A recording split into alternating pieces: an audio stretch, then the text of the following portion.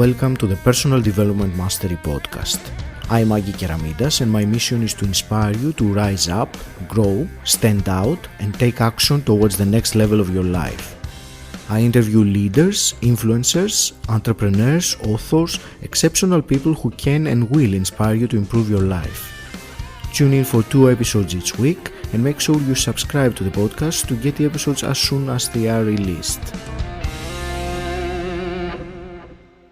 In today's show, I'm both delighted and excited to be speaking with Dan Clark. Dan, you are the CEO of Brain.fm, an app that leverages neuroscience and leading technology to create functional music that helps people focus, relax, and sleep on demand. To date, you've had over 2 million app downloads, with power users reporting a 200% increase in their focus. Your mission is to help people all around the world to actively improve their life by being able to tap into their desired mental states at will. Dan, it is a joy and a privilege to have you on the show today. I'm glad to be here. Thank you. Awesome. Dan, I would like to start with your story, actually, of how you became the CEO of Brain.fm, because I understand it's a passion-driven story of entrepreneurship, and I think it's also very inspiring. So please share your story with us. Sure. So, I've always been an entrepreneur, specifically in tech. So I dropped out of high school. I started making websites, started, creating different businesses where I could generate leads. And I realized that what I could do is I could help people achieve their goals while playing with computers all day, which was really fun. Started doing that for higher and higher profile clients, and then eventually ended up moving into advertising and being a digital director of an advertising company. I really optimized for, financial gains. And I found myself in a place where I wasn't doing anything that was helping people that I felt. And I actually used to teach martial arts, where I would help kids and help people transform from a shy kid or someone that's not confident into a confident leader. And I'm actually the same exact transformation story of that. I was very shy and a little chubby when I was a kid, and going through martial arts really helped me. And I think I became this person which I just wasn't proud of, not because I wanted to help people more. So I decided to quit my advertising job, and I was looking for opportunities, and I came across Brain.fm. Mm-hmm. So I didn't start the company. I was one of the first users when it launched. And I remember putting my headphones in and taking them out and going, whoa, what just happened? And the reason why that was so compelling for me was because I used to work from 10 p.m. to 4 a.m. During the week, because that's when I could find my flow state where I could focus. I could do double the amount of work. And I remember trying it, and I was blown away because it wasn't 10 p.m. Mm-hmm. And I just remember taking my headphones out and being like, holy crap, this is going to change the world. Because it doesn't matter where you are in the world. It doesn't matter if you're, who you are. It just matters that we're human. And that's the fundamental approaches for that. So I ended up calling them 12 times and probably annoying the founders in the beginning, and was just so enthralled to work there. And because I had previous successes, I actually just started working for free. I said, what do you have to lose? And then from there, started leading the tech team. A few years later, became CEO, and it's definitely been a wild story. Dan, can I go back a little bit before Sure. we move on, because that is something I think it's important. You said that you started working for free, and obviously you were very much compelled or called. I can mm-hmm. use that word to go into that when you use the app. So tell me a bit about this kind of you said something about 12 calls and some. So it's a matter of I want to understand that kind of perseverance that overcomes the rejection in this case. Yeah, so I think it just comes down to use perseverance. I guess I would say persistence, that I knew I could add value. So it wasn't like an annoyance kind of thing. If I really dive into it, it was hey, I really think I could add value to your company. Let's jump on a call. Hey, just following up. I really believe I could add value. I really believe I could add value. Here's something that I've done in the interim that shows you some of that value. So it's definitely worth jumping on a call. And it was, from that passion that we've talked about, where I knew I could add value, because that's what I've done many, many other times.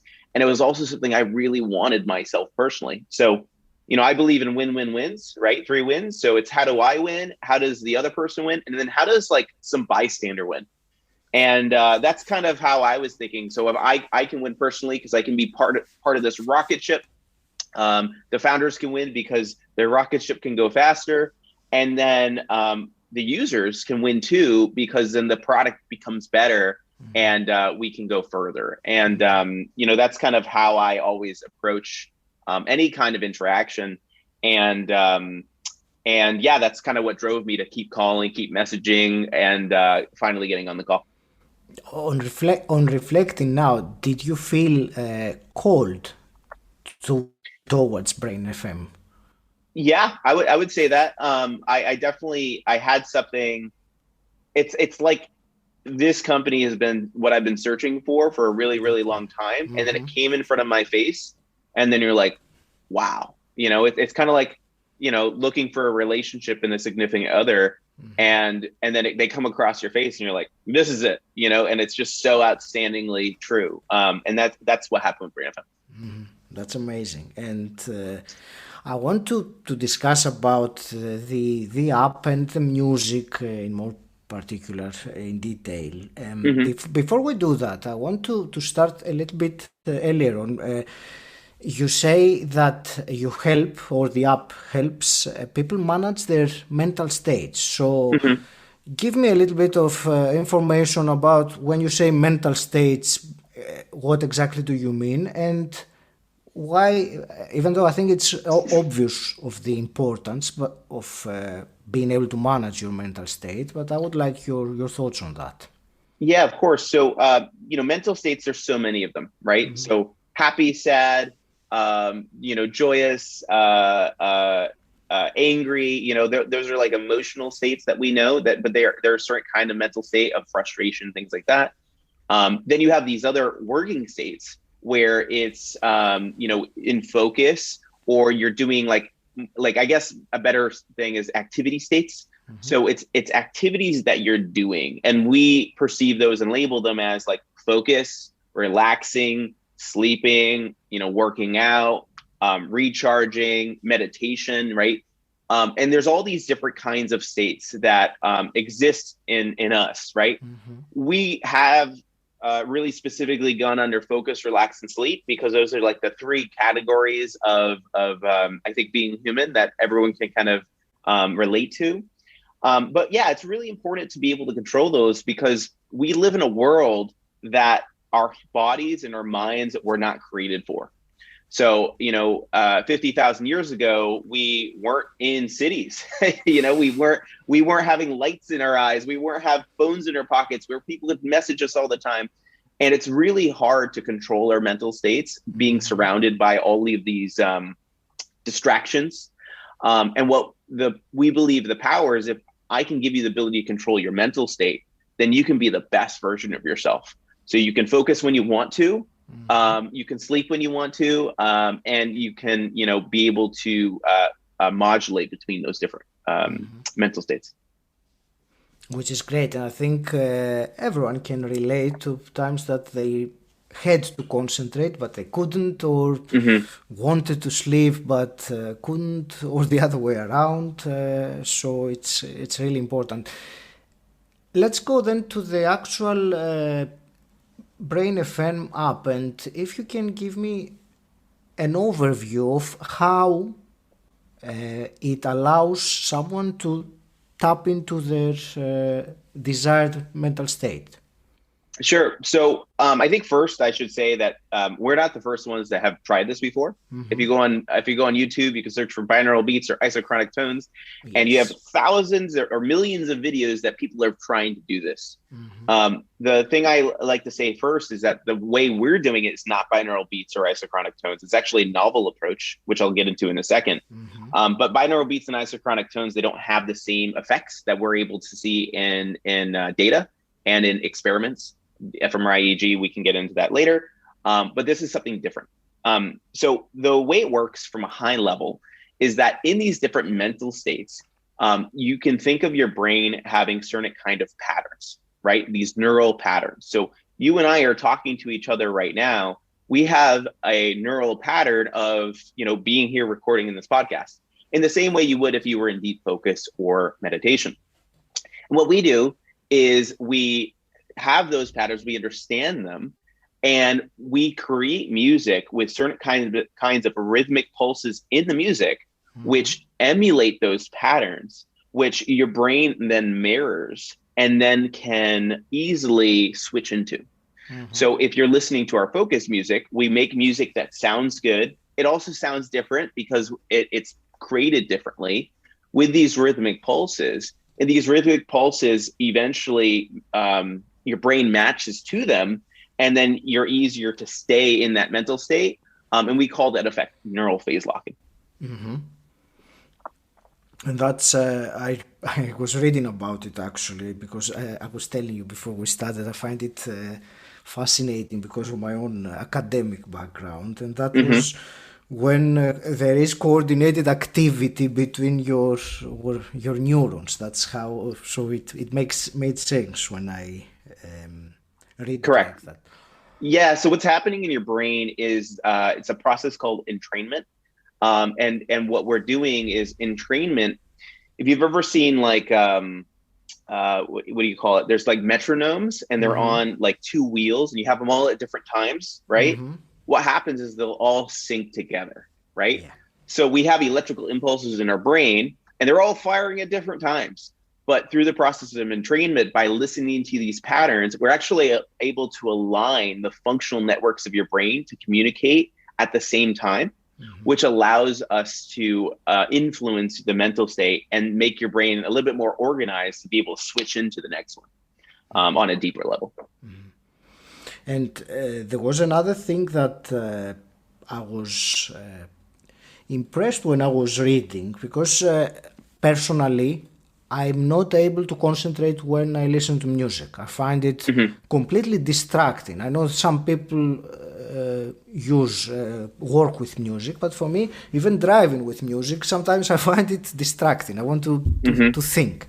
Yep. So I realized, because I have tried your app for a little while now, that it does not take my concentration away. So it's not distracting in other ways. So can you explain that as well for me? How is it different than normal or the usual music? Yeah, so traditional music is really built for enjoyment, right? And it's built for perceptions of different things that we want to have, right? So if you play just the radio music, and it's music really meant to be listened and to enjoyed, but not necessarily to be, let's say, focused to, right? Even focused music and other focused music that has been tried it before, it sounds like focused music, right? But it doesn't necessarily have the properties that induce focus. And that's really the difference on what we're doing. So we start from the ground up with those neural patterns that we talked about. And then we create with our composers in-house different kinds of soundscapes that we apply to those neural patterns. And what we're doing is we're following a specific set of rules, which we have from literature to show that these are the best things for focus, or really for any activity. So one of the easiest ones that people are probably aware of is lyrics. So if you have people singing or talking in music, you have to think that your brain, even if you're not paying attention, is actually still processing everything you're hearing. So it takes some of your mental energy to ignore that.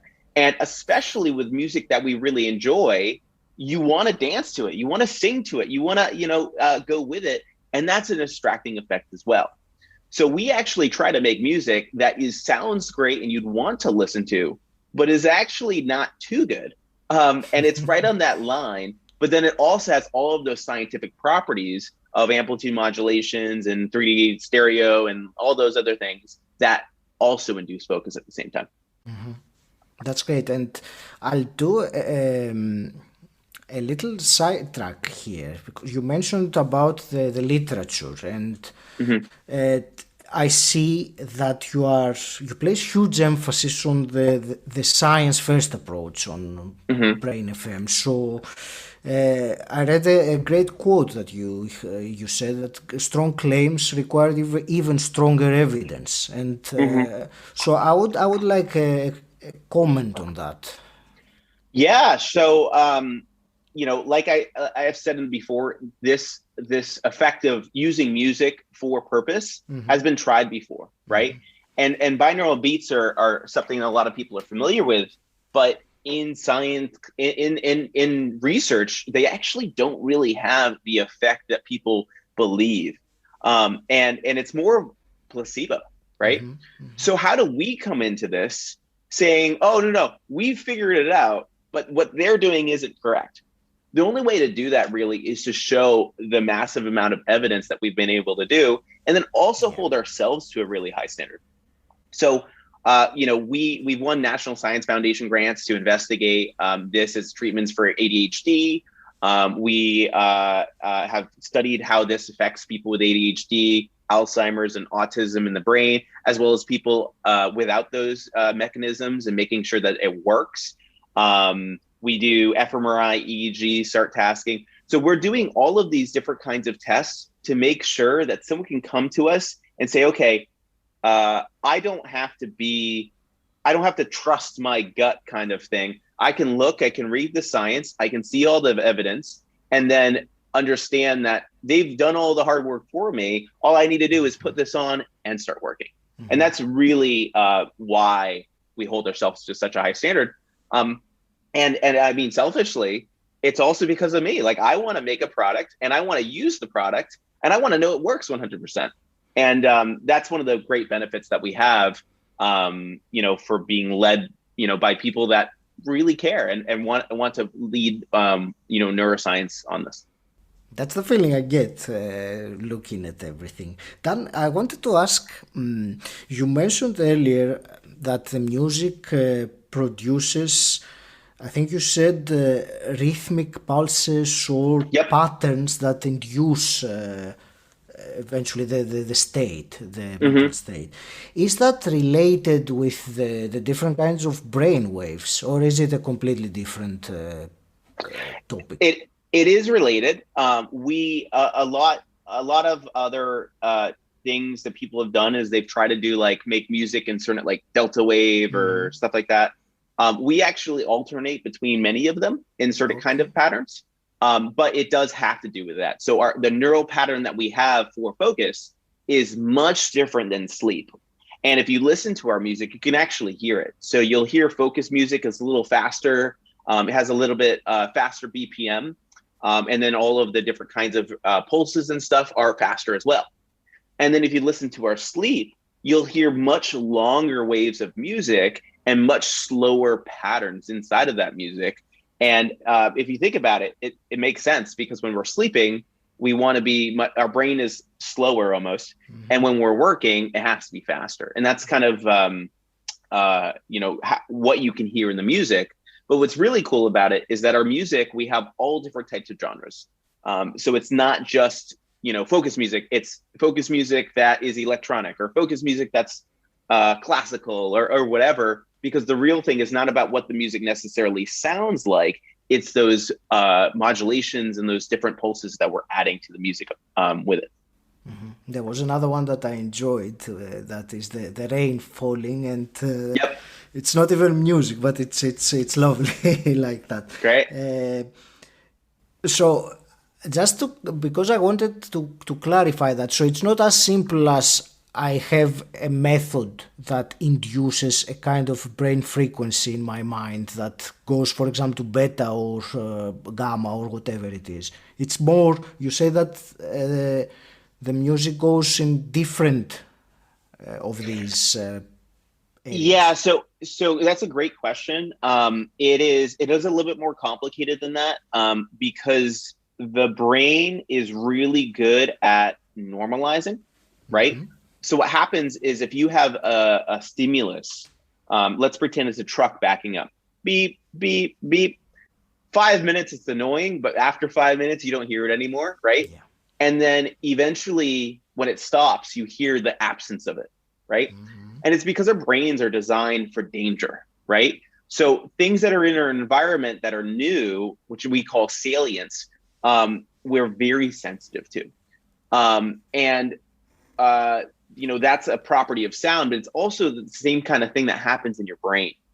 So, people get, like, if they drink a lot of coffee, they get less sensitive to it, things like that. So if we only played like beta, for example, Mm-hmm. what's going to happen is your brain's going to normalize to it, and then the effects are going to diminish. Right. So we're actually oscillating between different kinds of patterns and different kinds of, brain frequencies, if you want to call it that. Mm-hmm. And that allows us to keep a consistent state of, focus. And one of the things that we're looking for first off is always behavior. So, data is important, and we always lead by that, but it has to work, and people have to feel it, right? But we can see those effects by looking at fMRI. So if you look at different slices of the brain while they're listening to focus music, you can actually see predictably the blood flow into different areas of your brain that are specifically associated with higher levels of focus and concentration. I see. Thank you for that. Yeah, of course. I get it. And I'd like to, because I've used the app myself, so Mm-hmm.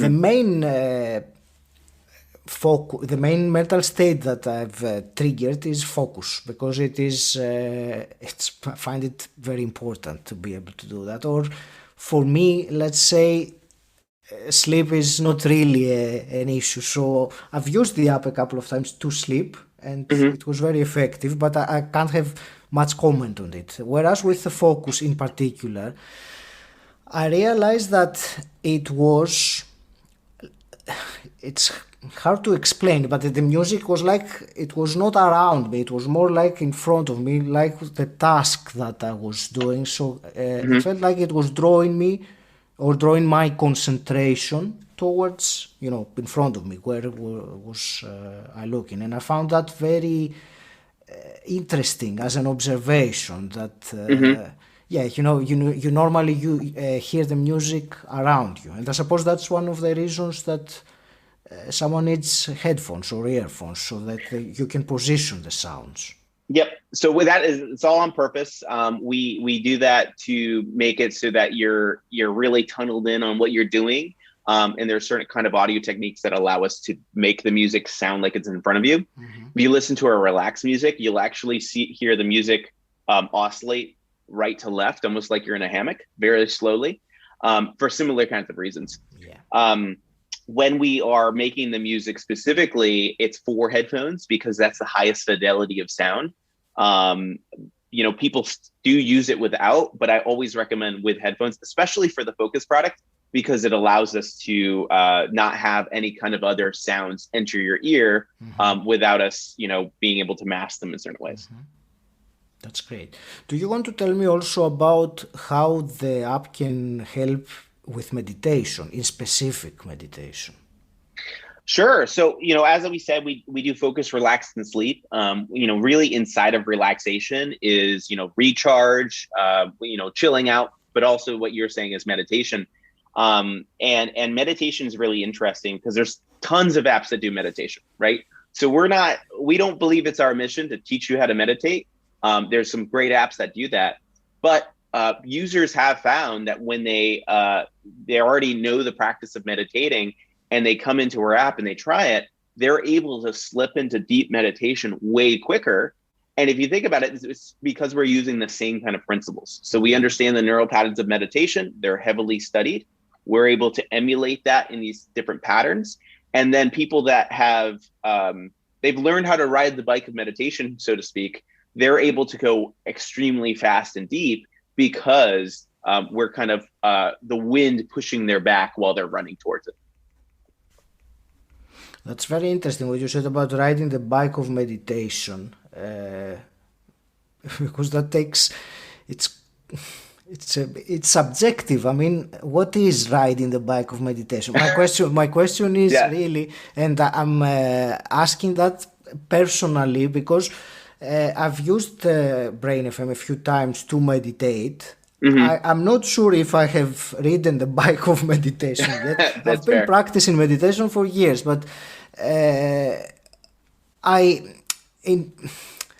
found that using the app did not take me where in the same way as, with the focus, I had no question whatsoever, because I could see that after 45 minutes I was still on it. With the meditation, that's why I'm asking whether it is a matter of someone being more, let's say, experienced, or is there any line on that, or is it a matter of people experimenting and finding out if it's... I think all of them may be true. The interesting thing is that, everyone is different. Everyone has different spectrums of, ADHD, of insomnia, of experience in meditation, of different kinds of neural patterns in their heads, things like that. And, where we've been putting a lot of our attention and the most in focus, which you can see by that's probably our strongest part of the product, meditation, even sleep, they have more things that we can do. But there's also a lot more variability in meditation and in sleep. So you have to think that sleep, are you sleeping with a partner? Are you sleeping in a cool bed or a warm bed? Do you sleep on your side, on your, there's so many variables, right? Actually, meditation also has a lot of variables, depending on how, is it your first time? Are you been doing it for a year? Are you a yogi? Are you sitting down? Are you standing up? Are you, there's all these different kinds of things. And focus actually has probably the least. So because of that, that's why we've been able to hone that product into something that's really, really great. And then as we move into the future of the product, which is integrating wearables into our application and making dynamic music for individuals, then we will be able to do a better job at that, I think. But I think it also is something that, is worth experimentation. If it doesn't work for you, totally okay. But maybe it does, or maybe you find one track that does it, it's part of that until we get to a place where I'm like, hey, I know you, I know exactly what you have. Use this track. It's going to work every single time. And we'll get there soon. That's great. Awesome. There is something actually that I wanted to ask pretty much since when you first talked about going into mental states and inducing mental states at will. Yep. And you said that, the focus, relax, and sleep, those three states. So could we do it with different states as well? Could we? Yeah, so totally. It's much easier to do activity states than just like emotional states. Emotional states are very fleeting. If I told you a story, I could probably make you really happy, really sad, and then happy again, because we're emotional creatures. But activity states are a little bit easier. So we are experimenting with workout. We have been working on that for the last, let's say, year or 2 years. It's very complicated because of all the different working outs, all the different variables. It's helping us develop our sleep stuff for that example. But there's a lot of other different arrays of things that we're also experimenting with. And that's kind of one of the most exciting things about, working here and developing Brain FM is that we're really just trying to figure out what we're capable of at one point, right? So some of the stuff that we're doing, which is really exciting, aside from our consumer product and enterprise, we also have medical. So we are doing pilot studies with labs where we, people go into surgery and they're, stressed out, right? They're going under anesthesia. And we started wanting just to give them a better experience and give them relaxed music.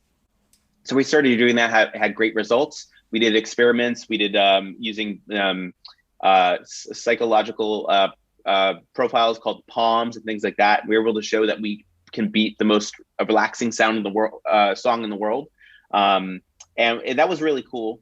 But what's really, really interesting is when we started using that, we started giving them focus music or a specific type of focus music to help people wake up more, what's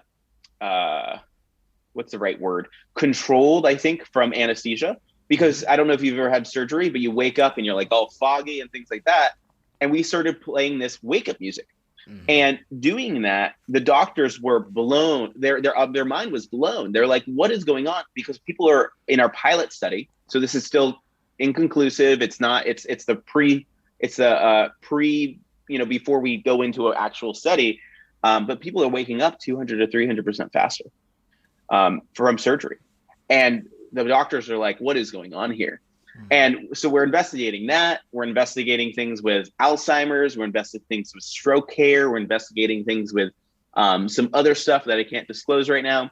And we're really trying to figure out, okay, we know this works, right? We can see data on it, but how far can this actually go? And that's one of the really exciting things that you touched on that we are pursuing. But it's science is expensive and slow, and we want to make sure that because we are following science first principles, that we're doing it right. Mm-hmm. So it's definitely a lot of exciting stuff on the road for us. Sure. So if I leave the slow science and all that behind for a moment, aside for a moment, and focus purely on your vision for, let's say, 5 years from now, where do you see Brain FM? Yeah, great question. So there's some things I unfortunately can't disclose, but out of the things that I can, I definitely see Brain FM as being a consumer app that allows people to switch on.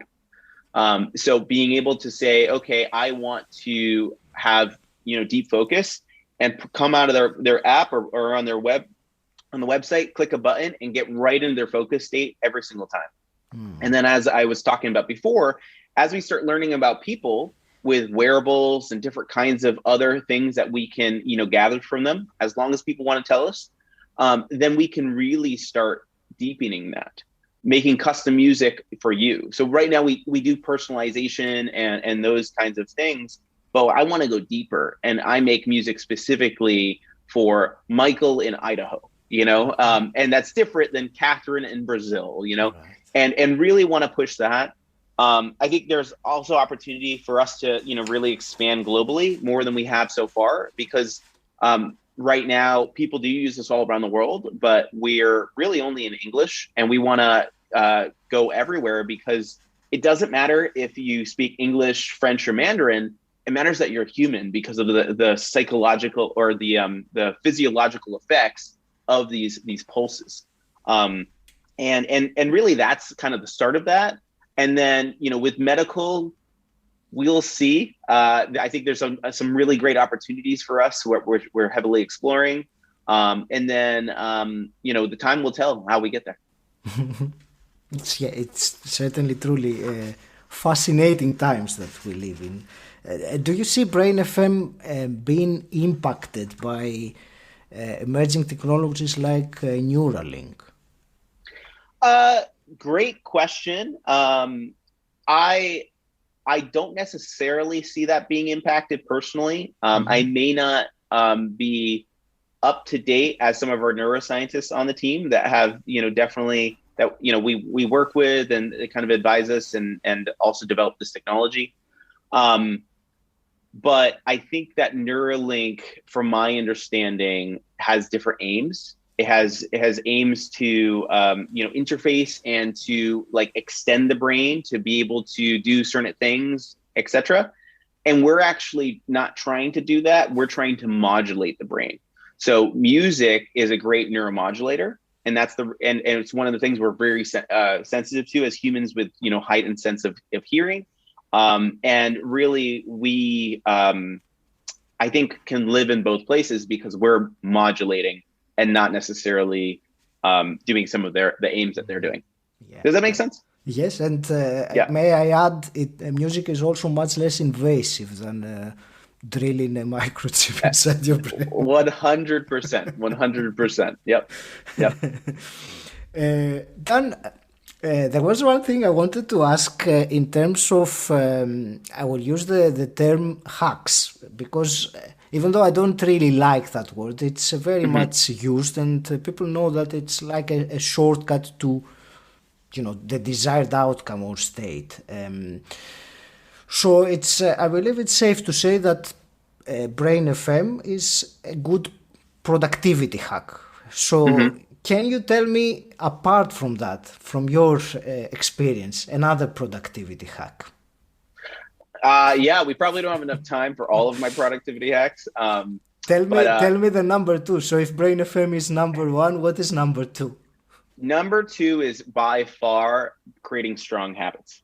Okay. So it's not about so if you want really great productivity, it's not about working when you want to. It's working and training your body and your brain to work when you need to. Brain FM is a great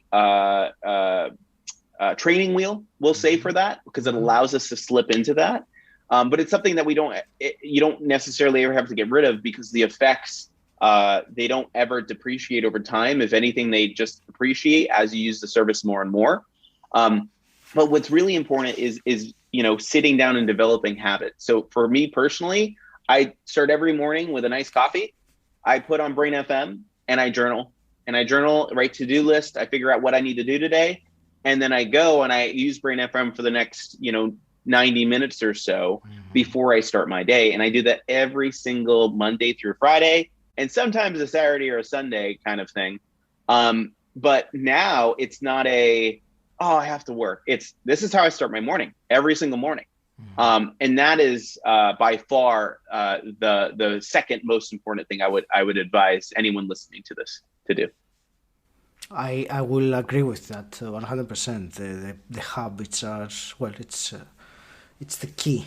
Dan, I would like to ask you also some quick fire questions to start wrapping things up. Sure.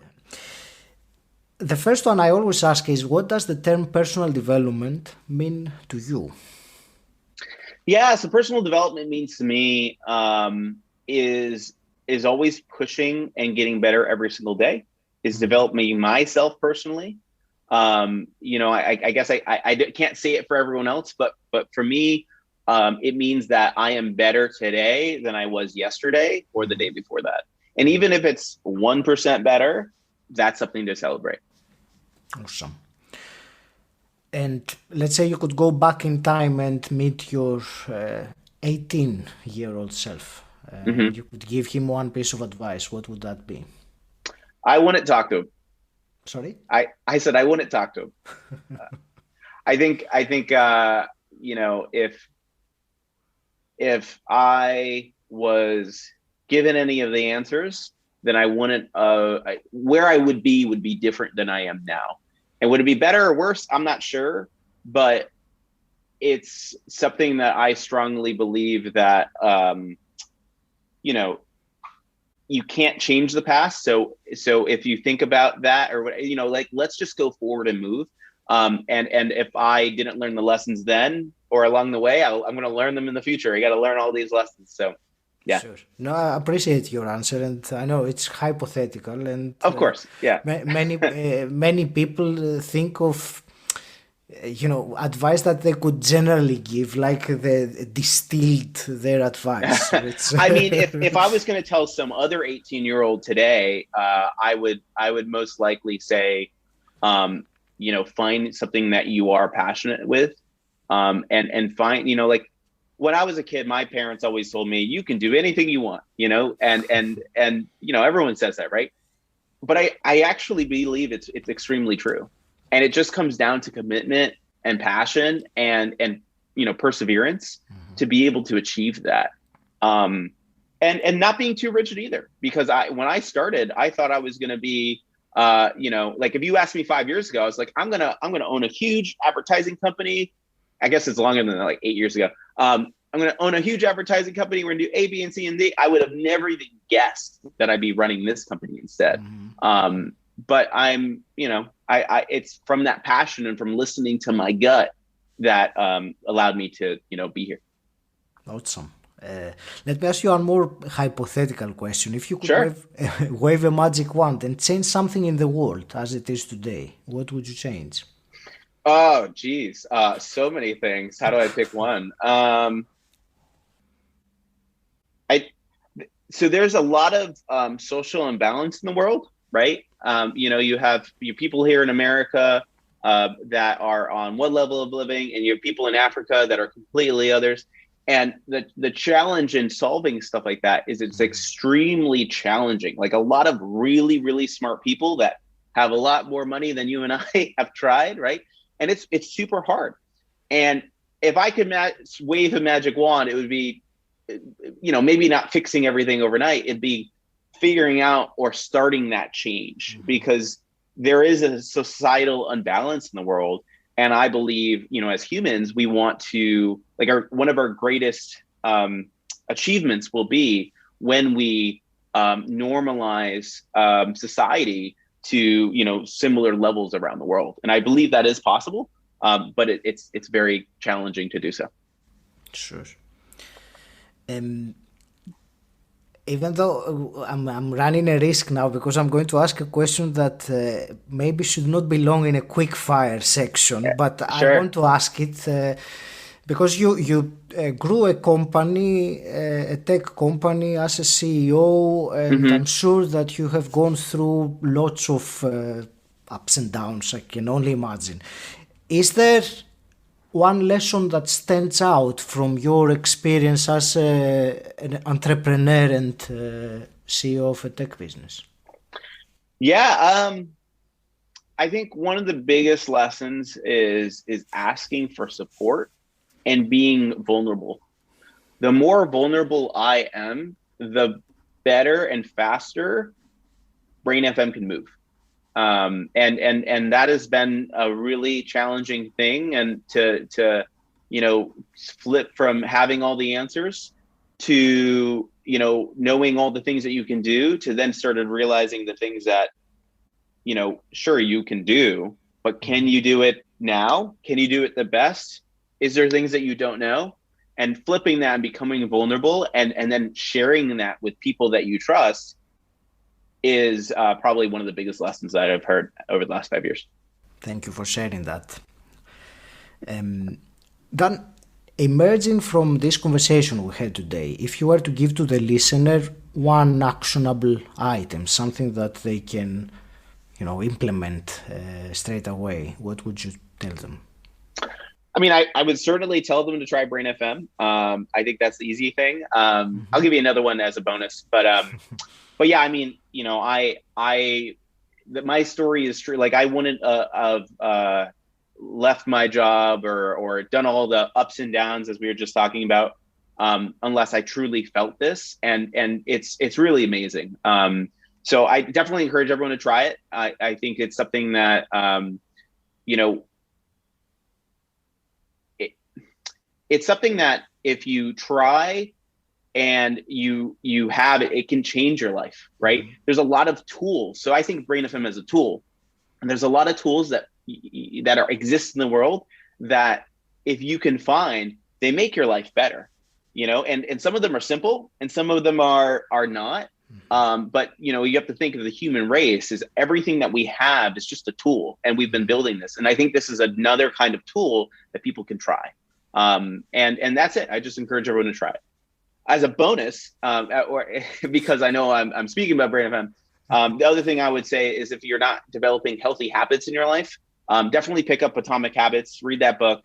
It is one of the best things for you to do for yourself, and to develop for, to achieve your goals. That's great. Thank you. And I will put the links in the show notes, but can you share the website and any other links that you wanted to share with the listener? Yeah, sure. So it's just brain.fm. And we have a website there. We're actually, depending on when this is released, we have a brand new website and web app and branding and all that fun stuff coming out. So that'll be exciting. We also have apps. If you search for Brain FM on the app stores, we'll also come up. You can download us. And as of this recording, we give everyone 3 days free to try it. So you have time to be able to integrate it, see if it works for you, and then be able to decide if you want to put this into a habit of your life. That's amazing. Dan, it's been a truly fascinating conversation. I want to thank you very much for your time and the insights and knowledge that you shared. Is there anything that you were hoping we would discuss today and we completely missed it? No, this has been great. I love talking about what we're doing here, because it's not about me. It's about this cool technology that we're trying to spread with the world. Yeah.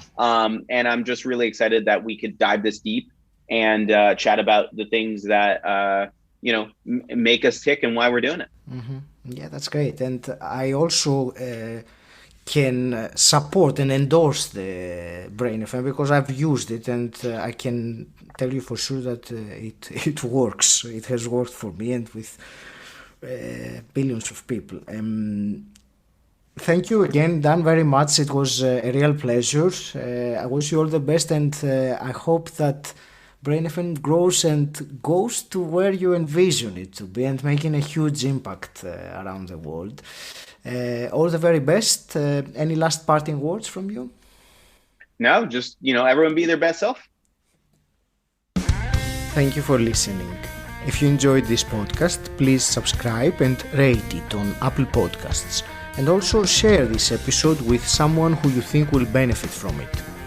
If you want to find out more about what I do and gain access to exclusive content, join my Facebook group Personal Development Mastery.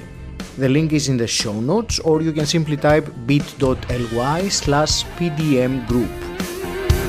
And until next time, stand out, don't fit in.